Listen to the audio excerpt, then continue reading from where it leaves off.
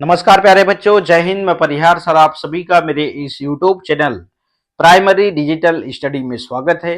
प्यारे बच्चों, आज के इस वीडियो में हम कक्षा पहली की भाषा भारती का पाठ 10 संयुक्त व्यंजन परिचय में आज हम व्यंजन वर्ण ज्ञ का परिचय हम जानेंगे। आप सभी को कक्षा पहली की हिंदी की पुस्तक ओपन करना है और स्क्रीन पर आप जो पेज देख रहे हैं इस पेज को आपको निकाल लेना है। तो बिना देर किए हुए हम वीडियो की शुरुआत करते हैं और सबसे पहले हम व्यंजन वर्ण ज्ञ का परिचय हम जानते हैं।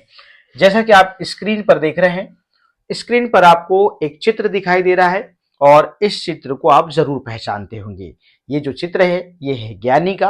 आप देख रहे हैं चित्र के बाजू में मैंने इस चित्र का नाम लिख रखा है, तो इस चित्र का नाम ज्ञानी है।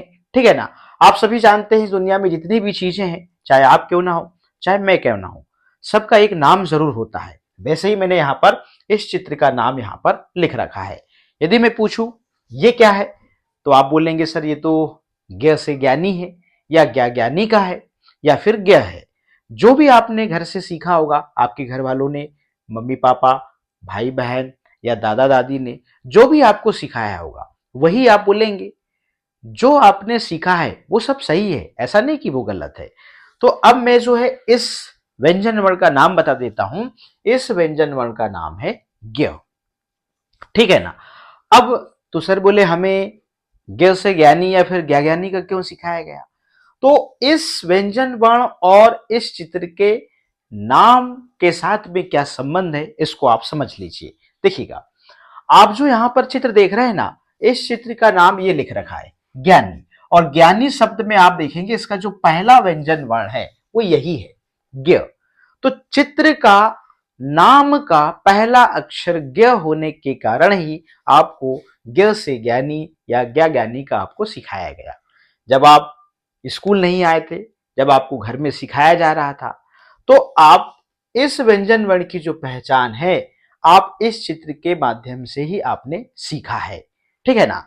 इसे क्या कहते हैं उससे मतलब नहीं है, मगर इस व्यंजन वर्ण को आप इस चित्र के माध्यम से ही आप पहचानते हैं। जब हम छोटे रहते हैं तो निश्चित रूप से हम बहुत से ऐसे चित्रों को पहचानते हैं जिनके नाम से हमें कोई संबंध नहीं होता। तो चित्रों की पहचान हमें पहले ही हो जाती है। तो जो चीज हमें पहले पता होती है उसी के माध्यम से नई चीज सीखी जाती है। तो नया आपके लिए व्यंजन वर्ण ज्ञ था, मगर ये थोड़ी ना था, ये चित्र थोड़ी ना नया था। इसे आप जानते थे कि आपने पूजा करते किसी पंडित को ने देखा, पंडित ज्ञानी ही कहलाता है। ठीक है ना। क्या आपने स्कूल आने से पहले किसी को भागवत करते ने देखा, देखा होगा। क्या आपने किसी को यज्ञ करवाते ने देखा, देखा होगा। तो वो ज्ञानी कहलाते हैं। तो आप इनको जानते थे, इसीलिए तो इन चित्रों के माध्यम से इस व्यंजन वर्ण की पहचान कराई गई। ठीक है ना। जैसे यदि हमें भी अपना परिचय किसी को बताना होता है तो हम क्या करते हैं, अपने पिता का नाम बताते हैं, क्योंकि सामने वाला अपने पिता को जानता है। तो जिसे जानता है, जिसके माध्यम से हम जाने जाते हैं, पहचाने जाते हैं, हमें उनकी पहचान के माध्यम से अपना नाम बताना होता है। ठीक है ना। तो यहां पर आप समझ गए कि इस व्यंजन वर्ण और इस चित्र के नाम के साथ में क्या संबंध है। ठीक है ना। अब दूसरी चीज, बोले सर हमने जो सीखा है उसको कैसे भूलेंगे।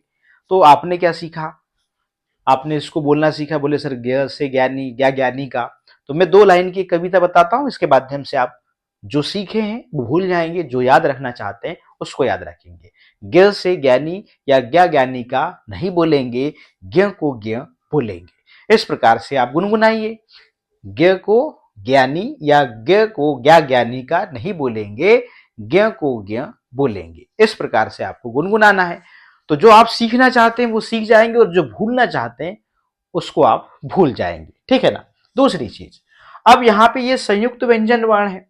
तो इस संयुक्त व्यंजन वर्ण में कौन कौन से व्यंजन वर्ण मिले हैं और ये ज्ञ बना है, जरा इसको भी हम जान लेते हैं। देखिएगा, जो ज व्यंजन वर्ण है ये आधा और य व्यंजन वर्ण आधा, और इसमें मिला है फिर अस्वर।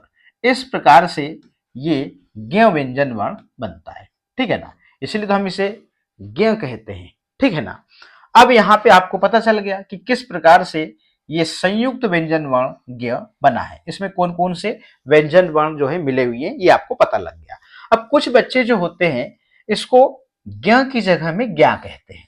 आपको ज्ञ कहना है या ज्ञा कहना है, इसको भी समझ लीजिए। देखिए अभी हमने बताया था कि अ जो स्वर है, अ से लेके अह तक आपने सीख चुके। अस्वर की मात्रा नहीं होती, ठीक है ना। तो अस्वर की मात्रा नहीं होती मतलब पूरे व्यंजन वर्णों में ये मिला होता है।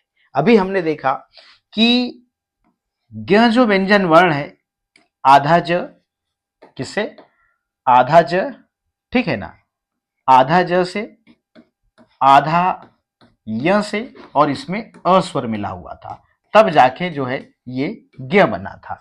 ठीक, इसका मतलब पूरे व्यंजन वर्णों में अस्वर मिला होता है, इसकी मात्रा ही नहीं होती। तो आप यदि व्यंजन वर्ण में कोई भी मात्रा नहीं लगी और वो ऐसे लिखा हुआ है, इसका मतलब उसमें अस्वर मिला हुआ है, तब जाके हम उसे ऐसे लिख पाते हैं और उसका उच्चारण कर पाते हैं और अंत में अस्वर निकलता है, ज्ञ। जिसे क, ख, ग, घ, अंग, च, छ, ज, झ, य, ऐसे, ठीक है ना। अब फाइनली आप समझ गए। अब ये मान लीजिए लिखा गया है और आप इसे पढ़ेंगे ज्ञा, तो आपने तो यहां पर आ की मात्रा लगा दिया, लगा दिया ना, लगा दिया। तो इसका मतलब जैसा लिखा है वैसा पढ़ें, आप जैसा पढ़ेंगे वैसा ही सीखेंगे। तो अभी इसमें कोई मात्रा नहीं लगी, इसमें अस्वर मिला हुआ है, तो इसके उच्चारण में अंत में अस्वर निकलना चाहिए, ज्ञ। ठीक, अब आप ये भी जान गए कि इसे ज्ञ कहना है या ज्ञा कहना है। तो फाइनली इस व्यंजन वर्ण का नाम ज्ञ है। ठीक, अब एक छोटी सी कहानी बता देता हूं। इस कहानी के माध्यम से इस व्यंजन वर्ण की पहचान आप बहुत अच्छे से सीख जाएंगे। देखिएगा, ये एक लड़की है और इस लड़की का नाम है रूबी, ठीक है ना। ये 6 साल की है। कितने साल की है ये? 6 साल की। इसका जब से जन्म हुआ है ये मामा गांव नहीं गई। ठीक, अब 6 साल बाद ये मामा गांव जाती है, ठीक है ना। ये रूबी की माँ है। ये कौन है? ये रूबी की माँ है। ठीक, इसका नाम है सीमा। क्या नाम है इसका? इसका नाम है सीमा। ठीक, ये है रूबी का मामा, ठीक है। ये रूबी का कौन है? मामा। अब रूबी के मामा के गांव में ये एक आदमी है, ऐसे बहुत सारे, ठीक है ना। ये एक आदमी है। ठीक, अब क्या होता है, रूबी जाती कहाँ? मामा गांव। अब रूबी के मामा के गांव में उसके मामा के घर वालों के अलावा उसे कोई नहीं पहचानता। तो निश्चित रूप से 6 साल बाद गांव जा रही है, तो वहां के आदमी जरूर पूछेंगे ये कौन है। अच्छा, रूबी के मामा के गांव वाले उसकी मम्मी को सब पहचानते हैं, क्योंकि उसकी मम्मी का जन्म वहीं हुआ है, वहीं पली बढ़ी है और वहीं से उसकी शादी हुई है, ठीक है ना। तो वहां के आदमी रूबी की मम्मी को सब जानते हैं, मतलब सीमा को। अब ये जो रूबी का मामा है, ये आदमी से इस रूबी का परिचय कराता है। ये पूछता है यार ये कौन है? तो रूबी का मामा बताता है, बोले ये सीमा की बेटी रूबी है। अब इसने सीमा की बेटी रूबी क्यों बताया? क्योंकि ये आदमी इसे जानता है, सीमा को। तो इसका परिचय बताना जरूरी है, क्योंकि इसके माध्यम से रूबी का परिचय कराया जा रहा है। तो ये मामा बताता है, बोले ये सीमा की बेटी रूबी है। तो ये आदमी पहचान जाता है, अच्छा अच्छा, बोले ये सीमा की बेटी रूबी है। अब ये जो आदमी है इसे दूसरे दिन से सीमा की बेटी रूबी कह के नहीं बुलाता, सिर्फ और सिर्फ रूबी कह के बुलाता है। अब जिस प्रकार से ये आदमी सीमा की बेटी रूबी को रूबी कह के बुलाता है, वैसे ही अब मैं जो है इस व्यंजन वर्ण की पहचान में आपको बताता हूं इस कहानी के माध्यम से। देखिएगा, 6 साल बाद रूबी मामा गांव जाती है। तो 6 साल बाद आप कक्षा पहली में आए, ठीक। अब 6 साल बाद आप आए तो निश्चित रूप से आपको थोड़ी थोड़ी इसकी तो पहचान होगी, जो भी आपके घर वालों ने सिखाया है।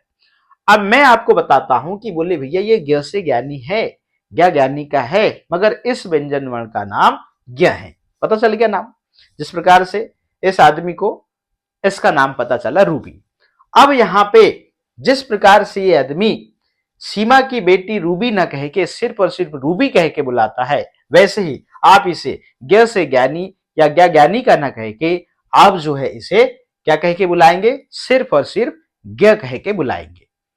अब यहां पे जो है जिस प्रकार से इसके मामा ने यहां पे परिचय कराया, वैसे ही मैंने इस व्यंजन वर्ण का इस कहानी के माध्यम से आपका परिचय करा दिया। और फाइनली अब जो है आप इसे ज्ञ ही बोलेंगे, जिस प्रकार से ये आदमी इसे रूबी कह के बुलाता है और सिर्फ आप जो है इसे ज्ञ कहेंगे, बस हो गया, ज्ञ ज्ञानिका नहीं कहेंगे।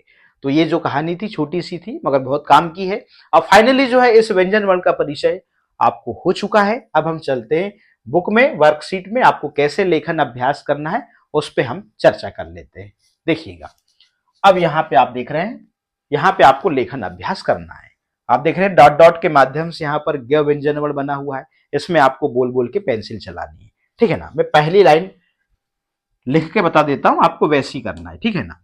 ऐसे आप पेंसिल चलाएंगे, राइटिंग सुंदर बनाइए और ज्ञ बोलिए, ठीक। ये देखिए, ज्ञ ज्ञ ज्ञ ज्ञ ज्ञ, ठीक। इस प्रकार से आप पूरा जो है बोल बोल के लेखन अभ्यास करेंगे। अब आपको इतने से लेखन अभ्यास से काम नहीं होगा, आपको कॉपी निकालनी होगी। जैसे आप होमवर्क समझ लीजिए, तो कॉपी में 2 लाइन की जो कॉपी है, ऊपर की लाइन में सबसे पहले आप जो है यहाँ पे ज्ञ व्यंजन और बनाएंगे। उसके बाद यहाँ पर ज्ञानी शब्द लिखेंगे इस प्रकार से, ठीक। और क्या बनता है भाई, यहाँ पे हम लिख सकते हैं ज्ञान इस प्रकार से, ठीक है ना। और एक शब्द बनता है विज्ञान, ठीक है, इस प्रकार से। अब इन शब्दों को बोल बोल के लिखिए और व्यंजन वर्ण को भी लिखिए। इससे क्या होगा, लेखन अभ्यास होगा और इस व्यंजन वर्ण की पहचान भी हो जाएगी और लेखन अभ्यास भी हो जाएगा।